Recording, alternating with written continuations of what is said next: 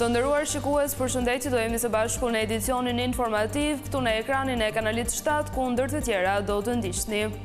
Irani kërcënon me sulme edhe Shqipërinë. Garda revolucionare nuk përjashton një sulme dhe ndaj bazës së mujahedinëve në Manz të Durrësit. Kryeministri Rama i dorëzon presidentit Bega emrat e rinj të anëtarëve të kabinetit qeveritar. Kreu i shtetit ka 7 ditë afat për dekretimin e ministrave. Berisha i kërkon ndjes artistëve për sulmin ndaj vilës së ish diktatorit. Kryedemokrati thotë se protestuesit besuan se brenda ndodhej kryeministri Edi Rama. Rruga drejt juglindjes hapet të martën në mesditë. Autoritetet do të lejojnë edhe kalimin e mjeteve të rënda, vijon puna për ndërtimin e aksit alternativ.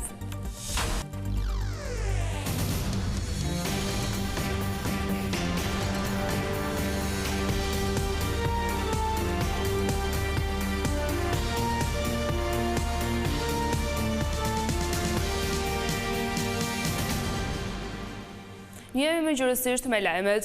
Shqipëria është përfshirë në hartën e vendeve që kërcënohen nga Irani.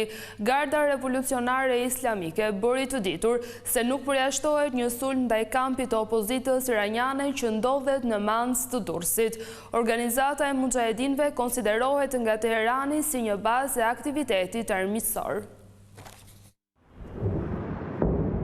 Mes tensioneve në rritje, po qarkullojnë pretendime se Irani mund të shqyrtojë mundësinë e një sulmi ndaj Selis së të ashtu quajturve Monafekin, term që përdoret nga autoritetet iraniane për organizatën mujahedine të popullit të Iranit, e vendosur në kampin Ashraf 3 në Manz të Durrësit. Shërbimi për shtypi i korpusit të Gardës Revolucionare Islamike deklaroi në Telegram se veprimet e mundshme lidhen me një strukturë që Teherani e konsideron të përfshirë në aktivitete armiqësore. Sipas mediave të huaja, duke ju referuar sulmeve të fundit të Iranit ndaj objektivave në Kipro, Teherani nuk po e kufizon më veprimtarinë e tij në një hapësirë të caktuar gjeografike, kur bëhet fjalë për kundërshtarët, duke sinjalizuar një zgjerim të kapaciteteve operacionale përtej rajonit. Një kompleks i fortifikuar në fshatin Manz shërben si bazë për rreth 3000 anëtar të organizatës mujahedine të Iranit, e njohur edhe si Mujahedin El Khalq.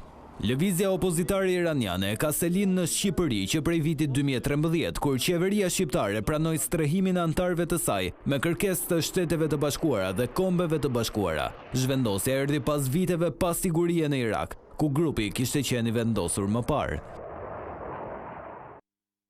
Ekspertët e ekonomisë thonë se tronditja e tregjeve globale nga situata në lindjen e mesme mund të ketë pasoja direkte edhe në vendin tonë.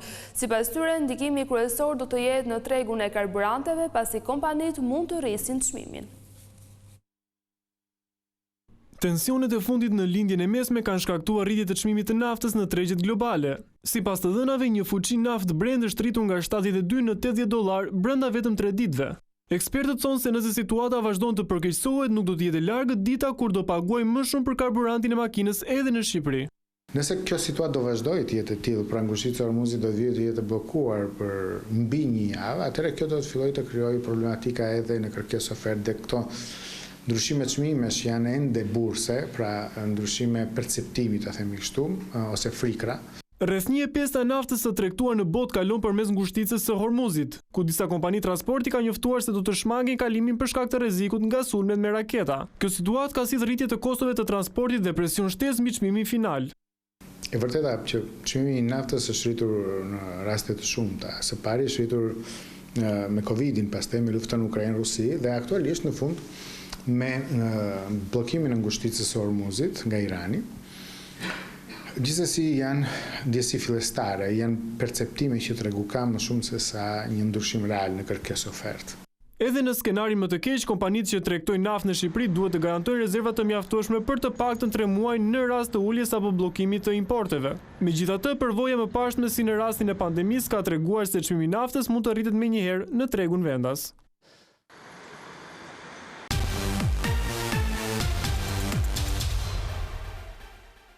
Pas ndryshimeve në qeveri, kryeministri Edi Rama është takuar me presidentin Bajram Begaj.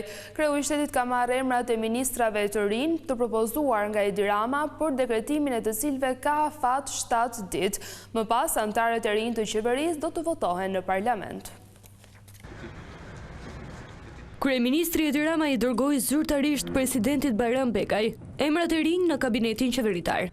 Takimi mes kreut të qeverisë dhe kreut të shtetit u zhvillua në Pallatin e Brigatave dhe zgjati 40 minuta. Rama i kërkoi Begajt dekretimin e ndryshimeve në kabinet. Tashmë presidenti Begaj sipas kushtetutës ka një afat deri të hënën për dekretimin e emrave, çka më pas i hap rrugë dhe votimit në parlament.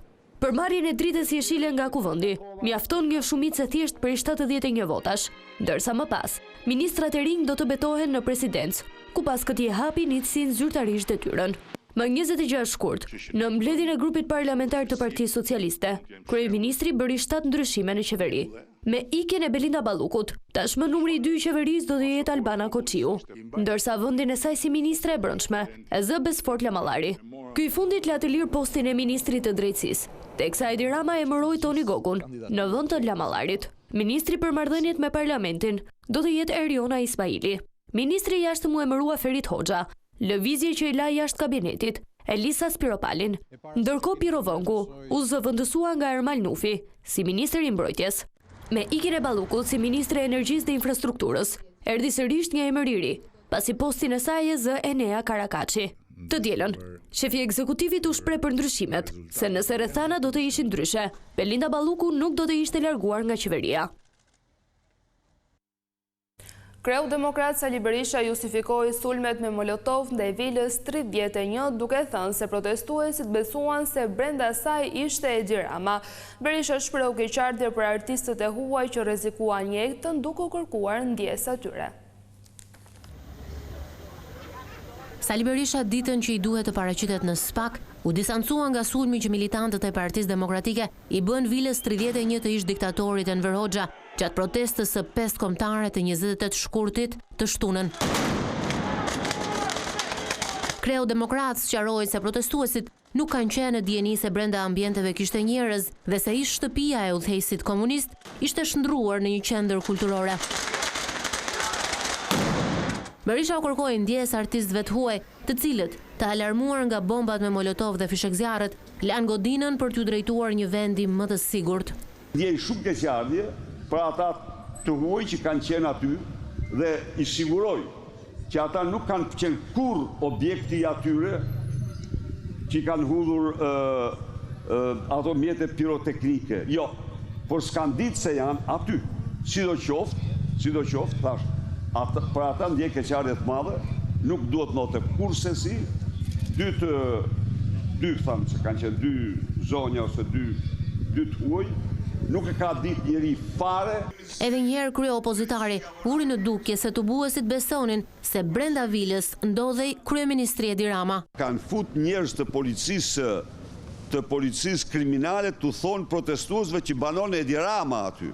Dhe fillimi i sulmeve ndaj asaj Vile ka ardhur me besimin se aty banon Edi Rama.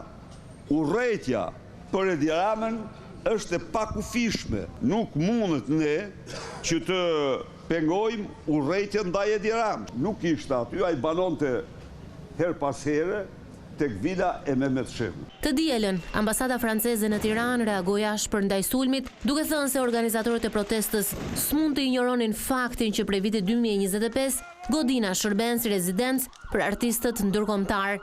Vila 31 ish blok menaxhohet nga fondacioni francez Art Explora.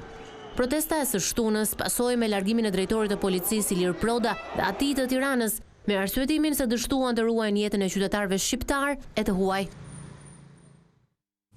Partia Demokratike do të votojë pro kërkesës së SPAK për heqjen e imunitetit të Belinda Ballukut. Antarët e opozitës në Këshillin e Mandateve vëren në raportin e tyre se SPAK ka sjell 80 prova që sipas tyre provojnë se Balluku ka paracaktuar garën në 11 tendera publik. Opozita depozitoi në parlament raportin e saj në lidhje me kërkesën e SPAK-ut për arrestimin e ish numri 2 të qeverisë Belinda Balluku.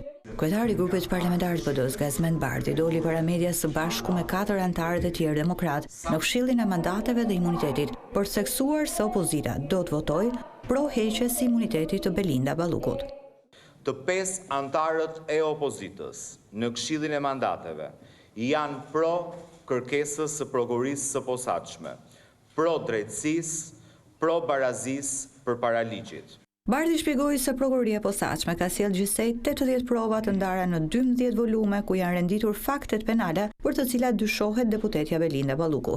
Dhe sipas Bardhit, Spaku ka sjellë argumentat mjaftueshme për imunitetin e zonjës Balluku.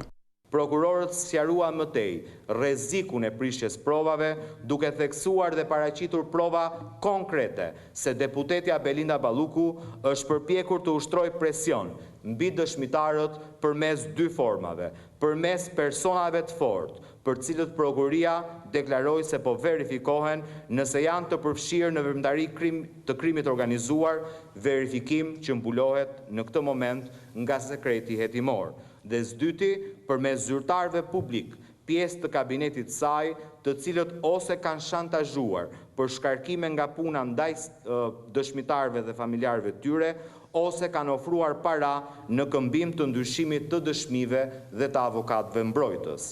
Kryetari i grupit parlamentar Gazmend Bardhi vuri ndukje se sipas Komisionit Venecia, si imuniteti synon të mbrojë veprimtarinë e kuvendit, jo të deputetëve të veçantë, si rezultat i procedimeve penale me sfond politik.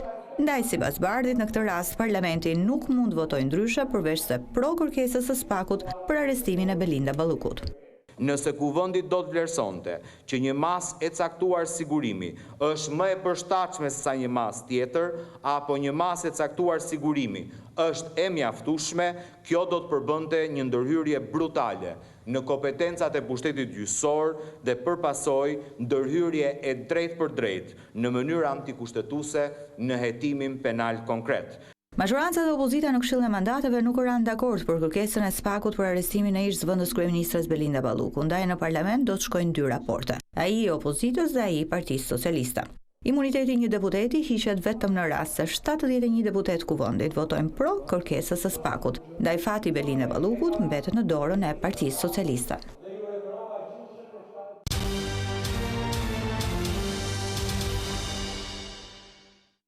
Rruga drejt Juglindjes e bllokuar tashmë prej dëmtimit në Librazh do të hapet të martën në mesditë.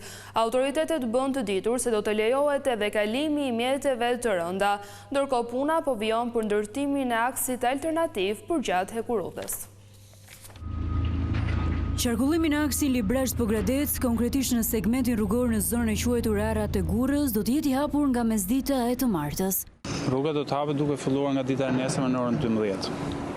Gjatë kësaj periudhe, ne me masat që morën në Këshillin Teknik, pa me devijimin e rrjedhës lumit që mos godiste më poshtë hekurudhës dhe me lehtësimin e trupit të rrëshqitur, na shërbeu shumë për të bërë punën gjithë parapërgatitore që u bë gjatë këtyre ditëve për të mundësuar hapjen e trafikut. Segmenti i ri do të jetë i hapur për të gjitha mjetet. Ne kemi 4 ditë që e mbajmë në testim në presion të vazhdueshëm me të gjitha mjetet e rënda, ku gjatë mbrëmjes djeshme janë vendosur dhe si autokolon, kjo për të bërë ngarkesën maksimale gjatë këtij aksi dhe nuk ka shfaqur asnjë lloj cedimi.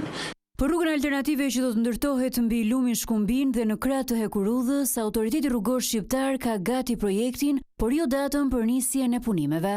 Ne si autoritet morëm vendimin e pezullimit për punimet në korridorin 8 në këtë segment, ndërkohë deri në përfundim të punimeve për rrugën alternative. Ditën e djeshme ne u njohëm me projektin që bëmë edhe zbërthimin e tyre. Tani do të është nevojshme të ndiqen procedurat, pasi jemi institucion, kemi nevojë edhe për shkresa, kështu që duhet të vijojmë edhe me shkresat ndërmjet institucionale dhe ne mendojmë që shumë shpejt patjetër do të fillojë dhe aty puna, por jemi shumë më të lehtë krahasimisht me më parë, pasi në këtë moment ne po i rijapim frymarrje aksesit në Juglindje sipas rrugtimit të më përparshëm. Rruga alternative do të ketë gjatësi 1.3 kilometra dhe një lartësi që do të variojë nga 5 metër deri në 10 metër. Aks do të ketë gjerësi 9 metër, pra 2 korsi nga 3.5 metër dhe 2 bankina jo të asfaltuara nga 1 metër secili krah dhe do të jetë i aksesueshëm nga të gjitha mjetet. Nis gjykimi për kryetarin e Bashkisë së Tropojës, Rexh Biveri, i vënë në akuzë për shpërdorim detyre së bashku me numrin 2 të tij Abedin Kornaja. Ata kërkuan gjykim të zakonshëm nga gjykata e cila e pranoi kërkesën e tyre. Spak, i përfaqësuar nga prokurori Elvin Gokaj, e akuzon kryebashkiakun për shpërdorim detyre në bashkëpunim për ndërtimin e disa rrugëve në zonë. Sipas prokurorisë së posaçme, projektet e miratuara nga Këshilli Bashkiak për hapjen e rrugëve janë në shkelje të ligjit, duke i shkaktuar shtetit një dëm prej 277 milion lekësh.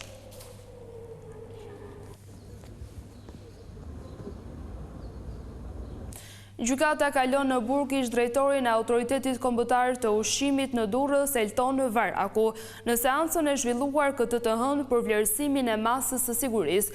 Gjykata e cilësoi si të ligjshëm arrestimin në flagrancë të tij. Elton Varaku ka kërkuar falje para togave të zeza, ndërsa avokati i tij është shprehur se ishte një reagim i çastit. Ai akuzohet nga prokuroria për shkatrim prone dhe kanosje. Arrestimi i ish drejtorit të AKU-s ndodhej ditën e premte, ku në drejtorinë e Autoritetit Kombëtar të Ushqimit mbërriti urdhri për pezullimin e tij nga detyra. Pasi ka marrë dieni për këtë urdhër, ai është rikthyer në mjediset e punës, ka shkatruar kompjuterat dhe objekte të ndryshme në laboratorin që gjendet në godinën e AKU-s në Shkollzet. Ai ka përdorur gjithashtu gjuhë kërcënuese ndaj punonjësve të institucionit. Të nderuar shikues, që gjithçka e përgatitur edhe për këtë edicion informativ, bashkë ndajemi këtu, natën e mirë.